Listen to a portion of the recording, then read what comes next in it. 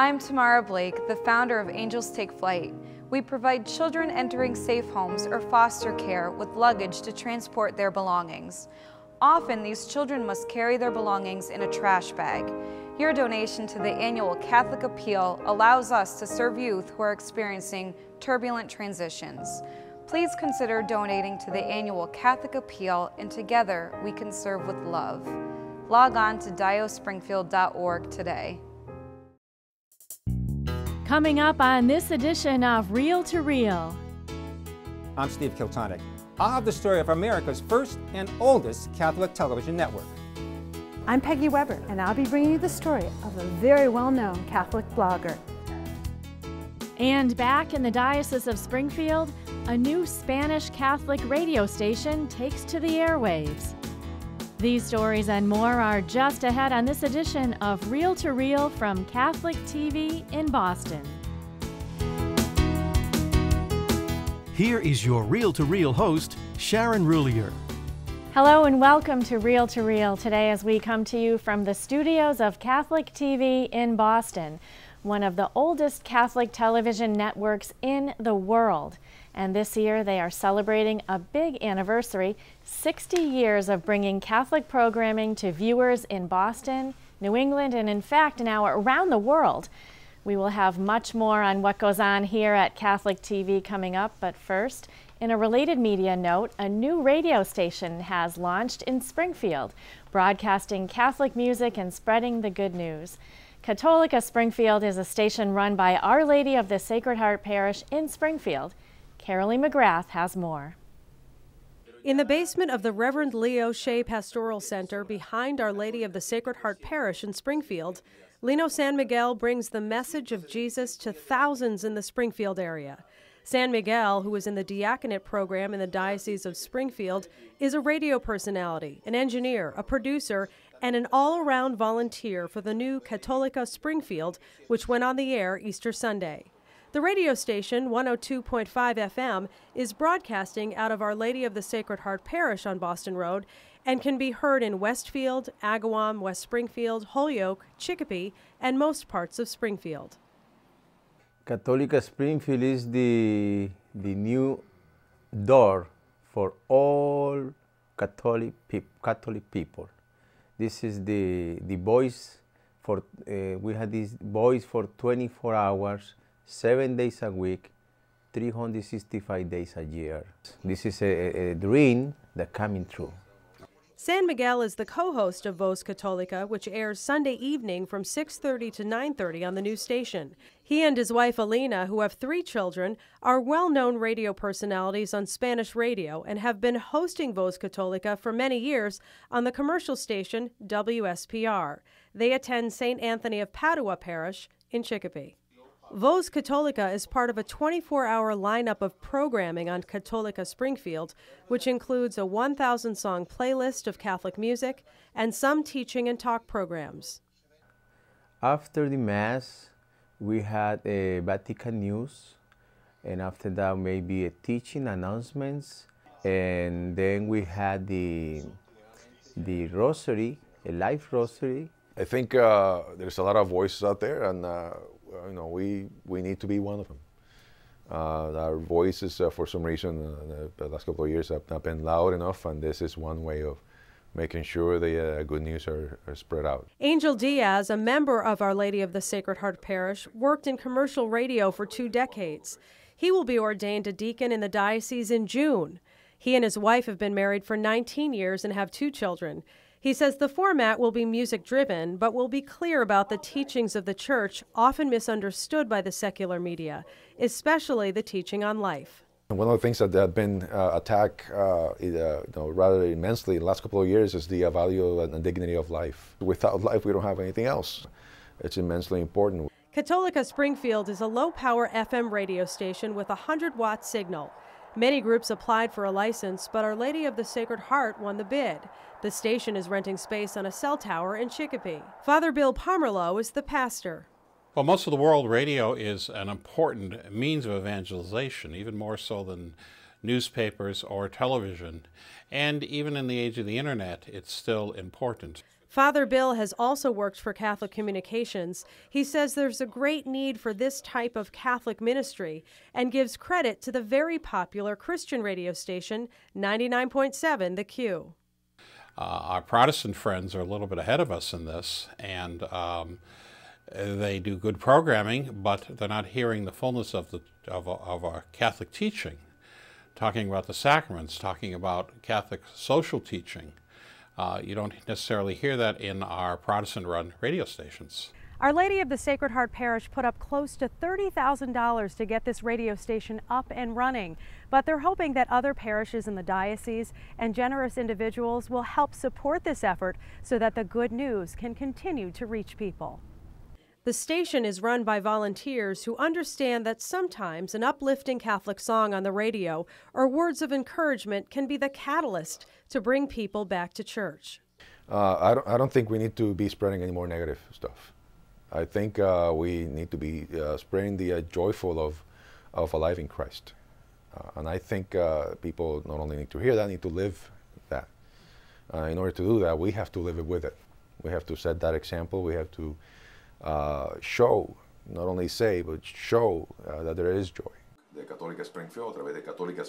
And that message is now coming through loud and clear. Reporting for Reel to Reel, I'm Caroline McGrath.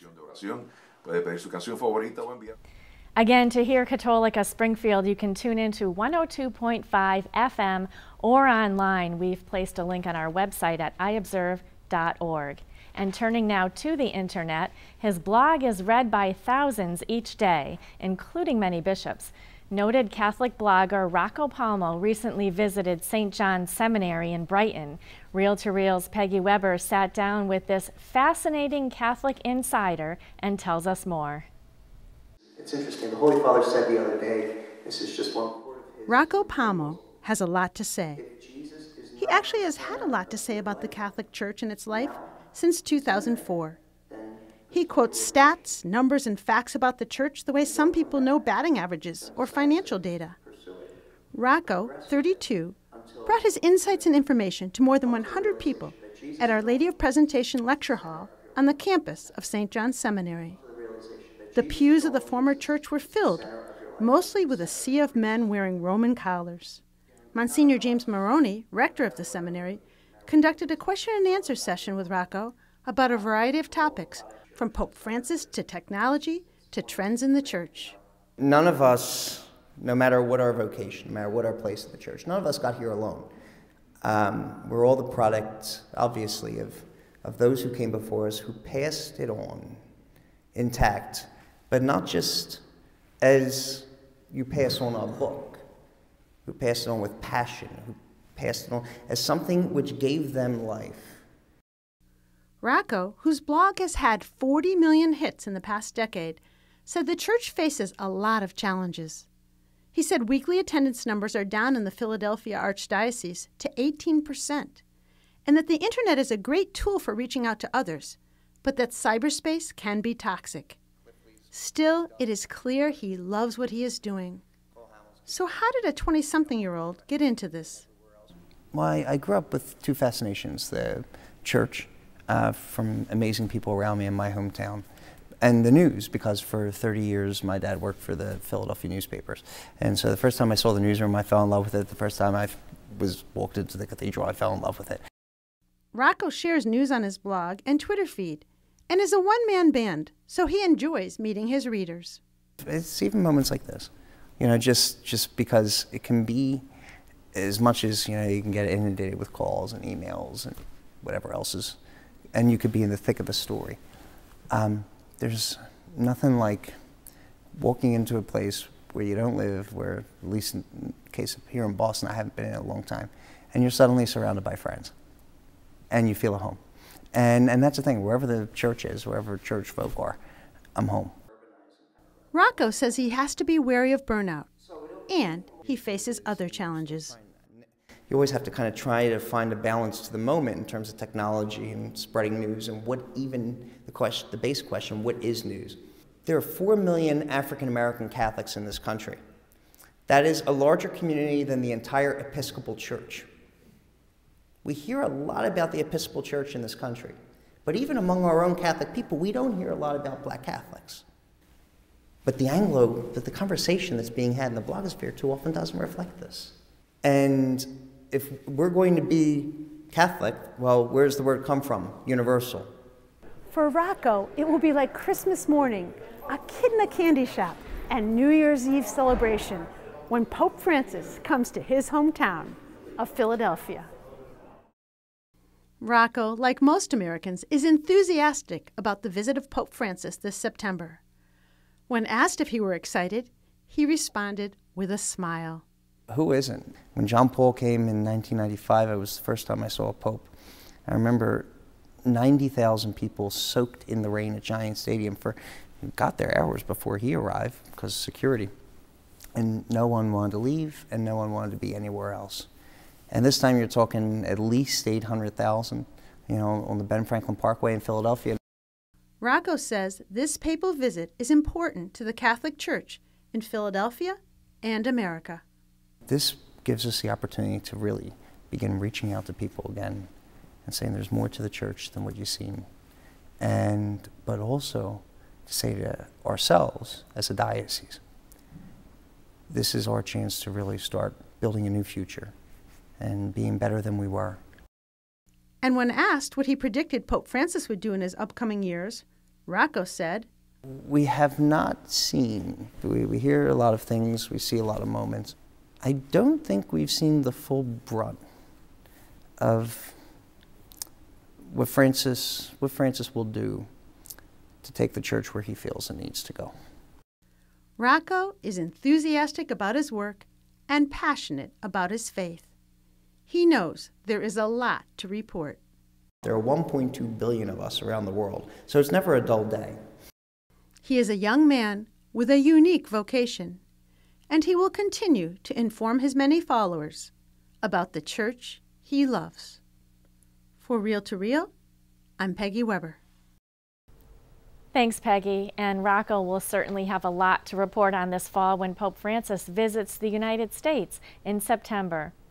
And still to come on Real to Real, Dan Dumas has the latest news from the Diocese of Springfield and beyond.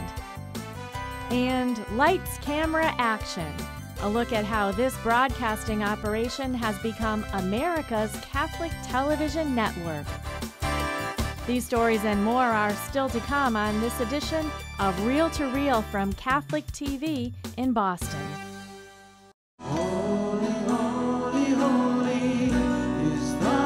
The Chalice of Salvation, your weekly spiritual connection. I'm Passionist Brother Terrence Scanlon, your Chalice host, inviting you to take time out of your busy days and join us Sunday morning at 10.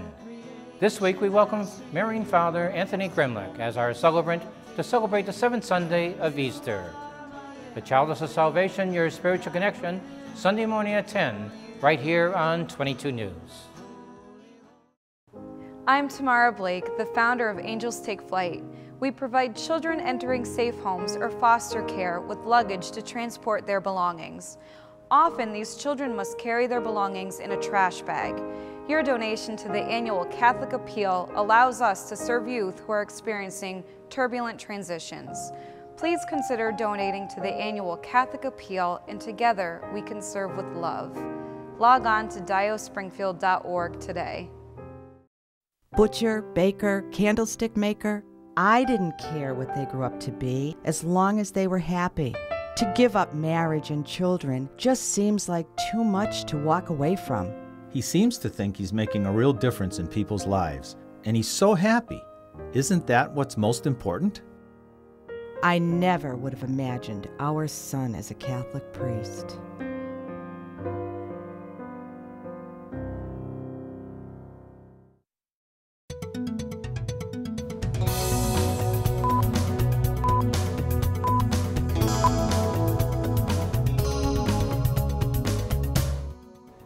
I'm Dan Dumas with your Real to Real news brief.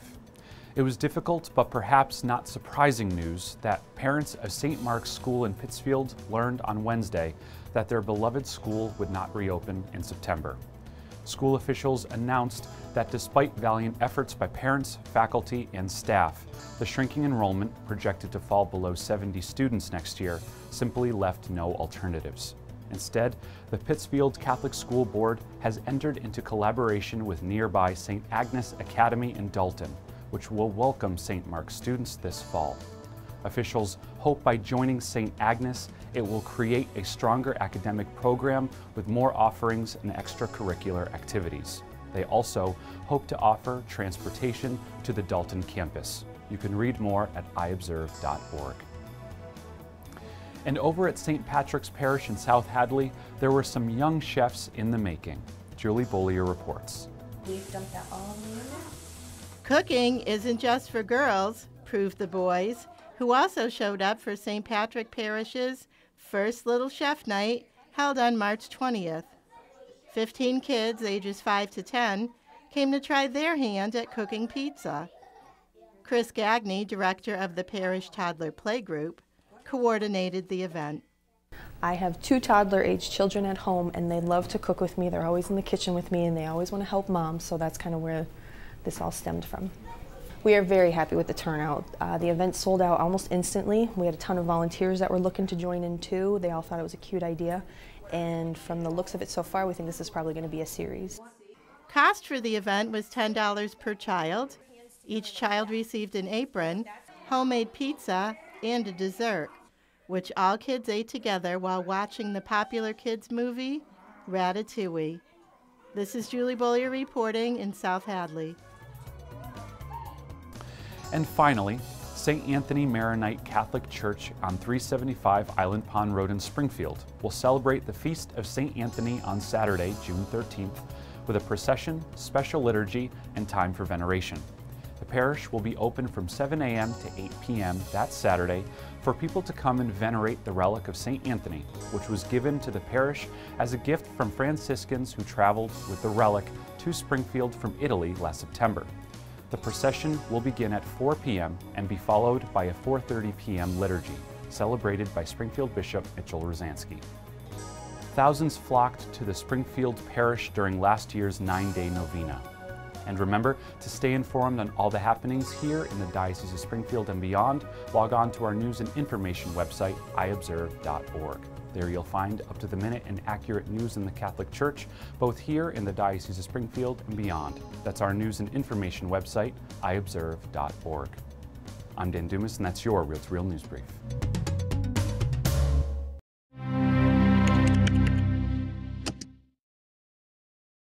Marion Carroll makes dinner for her husband, a simple task, but something truly miraculous for a woman who had multiple sclerosis for 17 years. I was completely paralysed, had no power in both of my legs. I was really just like a baby in a pram. I had to be washed, fed, changed and moved. I had to do everything. She was confined to bed. The last 3 years she was totally paralysed. There was no cure.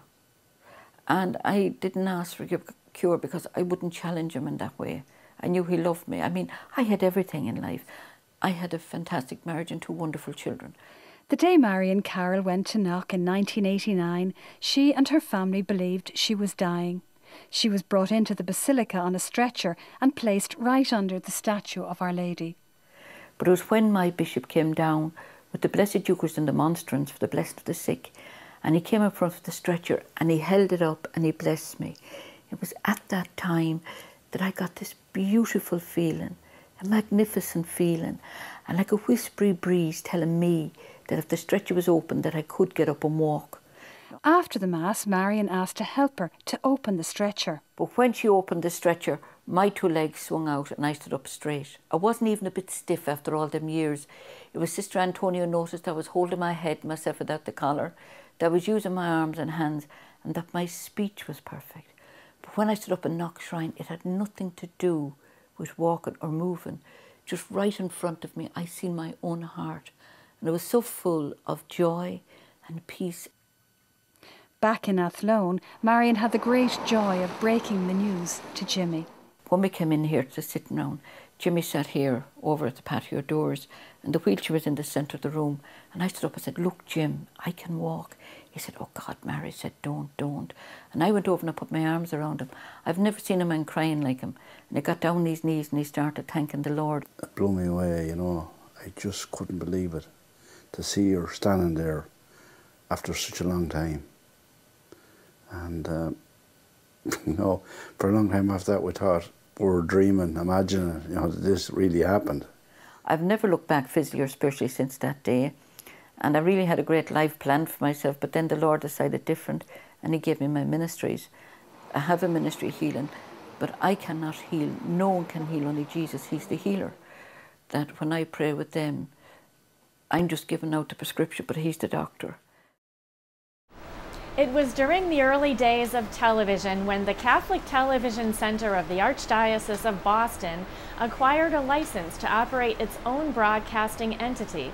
What first was called Boston Catholic and seen just in communities around Boston now has become known as Catholic TV, helping viewers come alive in their faith. This year, the network marks a milestone, its 60th anniversary.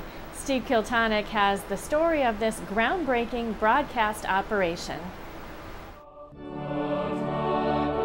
It was the mid-1950s when Monsignor Walter Flaherty of Boston, a contemporary of Archbishop Fulton Sheen, came up with the idea of creating a Catholic program on what was then a new but unproven media. He went to some sort of symposium on this relatively new device tool called television. And he came back all fired up, and he had a meeting with then Archbishop Cushing, and he told him, he said, we got to be using this for the good of the church, for the spread of the gospel. And purportedly, the Archbishop said, Monsignor, you can do whatever you want as long as it doesn't cost me any money. And that was the beginning. And so it began with that premise that it had to be viewer supported. Monsignor Flaherty was given a building on Granby Street off of Commonwealth Avenue near Kenmore Square. Here he built a TV studio and a chapel, and on the morning of January 1st, 1955, the first program of the Catholic Television Center, a Mass celebrated by Boston Archbishop Richard Cardinal Cushing, appeared over the airways to Boston viewers. In 1957, the Catholic Television Center received a broadcasting license, and in the process becoming the world's first full-time Catholic television network, utilizing a basic entertainment format along with daily and Sunday masses. In 1964, the center adopted the call sign WIHS and began transmitting from the Prudential Center in Boston. During the 1960s, instructional educational programming was microwaved to many parochial schools in the Archdiocese of Boston under the name Boston Catholic Television. After relocating to Newton in 1970, BCTV increased its programming in 1983, becoming a 24-hour cable television network airing in many markets across New England. During this period, Monsignor Francis McFarland directed BCTV for 26 years. In 2006, the channel adopted the brand name Catholic TV and the slogan America's Catholic Television Network. A year later, its studios and offices were moved to Watertown, which has been its location ever since. This year, Catholic TV is in the midst of celebrating its 60th anniversary. Bonnie Rogers, Catholic TV's programming manager, said the network offers something for just about everyone. The Mass is the cornerstone of everything that we do. That's why we exist here at Catholic TV. But you really want to showcase all the avenues that Catholics are involved in. So a little bit of everything for all of our viewers. Our great kids game show that we produce here at Catholic TV. All the Catholic TV Challenge is a great program, and you get to test your catechetical knowledge, your scripture knowledge, your sacrament knowledge. Very high energy. It's in its 10th year. Vivian, here's the first question. And this comes from that beautiful prayer that we all know. Who was the fruit of Mary's womb? Vivian. Jesus. That's correct. Entertainment programming such as Going My Way, homiletics with Father Dan O'Connell, he's got the longest running program on Catholic TV outside of the Mass. We've got to talk. Did you ever have one of those days? There's devotional programs like a viewer favorite, The Rosary. Other popular shows include a daily live talk show hosted by Father Reed and Jay Fadden called This is the Day. On This is the Day, joined by my great friends Kevin Nelson and Father Reed as we get ready to start Lent. Catholic Newsbreak features Catholic news from around the globe. Hello everyone, I'm Kate Andrews, and here's a look at what is going on this week in the news. For teens, there's Real Faith TV. Connecting faith and life, and you're watching Real Faith TV. as well as The Lens with Matt Weber. Want to know the secret of life? You ever been asked that question, Helen? I haven't. For women, there is The Gist, featuring Reel to Reel's own Carolee McGrath. Conversations with Cardinal Sean includes Jay Fadden speaking with Boston Archbishop Cardinal Sean O'Malley. Catholic TV also covers major news events like World Youth Day and reports from the Vatican. The streets of Rome are relatively quiet right now, but only yesterday they were filled with millions of people, all here for the funeral of Pope John Paul II. Programming is also acquired from other dioceses, like Reel to Reel, as well as others from across the country. Social media is also key to spreading the gospel message. We have a great presence on Facebook and Twitter and Instagram, Pinterest. You can watch Catholic TV anywhere in the world on CatholicTV.com. We've got great apps for both, Apple and Android devices. Our goal is to be in whatever device you have, whether it's in your living room or in your hand. Catholic TV has been growing at lightning speed, adding 6 million new viewers in the past 6 months alone. Today it can be seen in more than 13 million households across the U.S. We're competing with, the major networks in television because we have a message that I think is far more important than anything that they're selling. We have a message that is the gospel. We have a message that has at its heart Jesus Christ. Jay Fadden has been with Catholic TV since he was 20, starting as a reporter, producer, then moving up to director of operations and general manager. This is the day, which is a lot of fun. And that's what we try to do. We try to show that we celebrate our faith and we have fun with our faith. And it's not a faith where we're always dour. It's a faith where we have great joy. I'd call Catholic TV the parish of the airwaves. That we are a community of prayer that come together to celebrate the faith, and everyone is welcome. We're really for the blue-collar people, the people who go out there, they live their lives, but their Catholic faith is a fabric of their life. As for the future, Catholic TV looks forward to the challenges that lie ahead in an ever-changing media landscape. I actually see us producing less and relying on the creativity and the work going on in communications in different parts of the country. I see us expanding on the internet and on mobile devices. I think there's always new technology that we can take advantage of to bring our programming and to bring the message of the gospel from all over the country to more and more people. It's an exciting time to be part of the Catholic TV network. Its creative, quality programming strives to connect people of all faiths and helps inspire all Catholics to come alive in their own faith.